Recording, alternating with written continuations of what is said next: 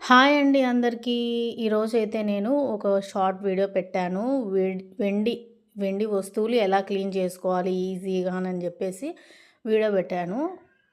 ఈ వెండి వస్తువుల్ని క్లీన్ చేసే వీడియో అయితే పెట్టాననమాట. వీటినైతే క్లీన్ చేసుకున్నాను. ఇప్పుడు దేవుడి పూజకైతే అన్నీ రెడీ చేసుకుంటున్నా. ఇదైతే పత్తి అనమాట. ఒరిజినల్ పత్తి చెట్టు నుంచి తీసుకొని వచ్చిన పువ్వు అనమాట. పత్తి పువ్వు ఇది.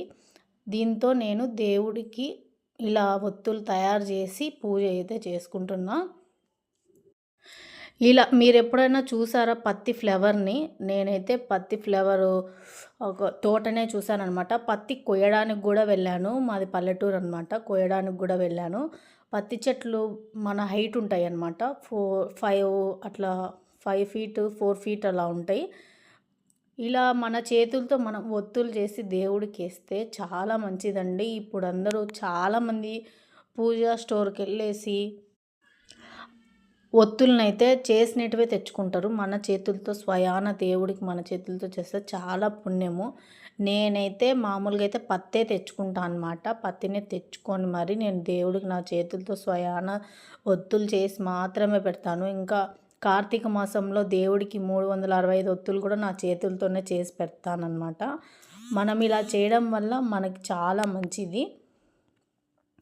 ఈరోజైతే వెండి దీపాలు క్లీన్ చేసేసుకొని పూజ అయితే చేసేసుకున్నాను అనమాట. ఈరోజు శనివారం కదా దేవుడి కోసమని మా ఇంటి పక్క సందులో ఫ్లవర్ చెట్టు ఉందనమాట. ఈ పూలు అయితే తెచ్చుకొని ఓం వెంకటేశాయ నమః, శ్రీనివాస గోవింద వెంకటేశాయ నమః అనుకుంటూ వెంకటేశ్వరుడి నామాలు అవి ఇవి నాకైతే రావన్నమాట. నాకు ఓం ఓం శ్రీ వెంకటేశ్వరాయ వెంకటేశాయ ఓం వెంకటేశాయ అనుకుంటూ ఇలా ఫ్లవర్లు పాదాల దగ్గర వేసుకుంటూ నేనైతే పూజ చేసుకున్నా ఈరోజు. ఫ్లవర్స్ దొరికినప్పుడు శివుడికి అలా మనకి అమ్మవారికి ఇంకా చేసుకుంటా అనమాట. నాకు ఫ్లవర్స్ దొరికితే ఇలా నేను ఫ్లవర్స్ అయితే కొన్ని ఉన్నాయన్నమాట. ఎన్ని అని లెక్క పెట్టుకోకుండా నా దగ్గరున్న ఫ్లవర్స్ అన్నీ దేవుడికి ఓం నమో వెంకటేశాయ ఓం నమో వెంకటేశాయ అనుకుంటూ నేనైతే పూజ అయితే కంప్లీట్ చేసుకున్నా. మార్నింగ్ అయితే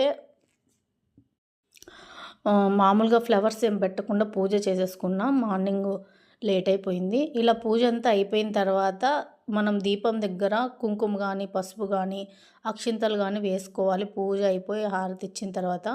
వీడియో నచ్చితే తప్పకుండా లైక్ చేసి సబ్స్క్రైబ్.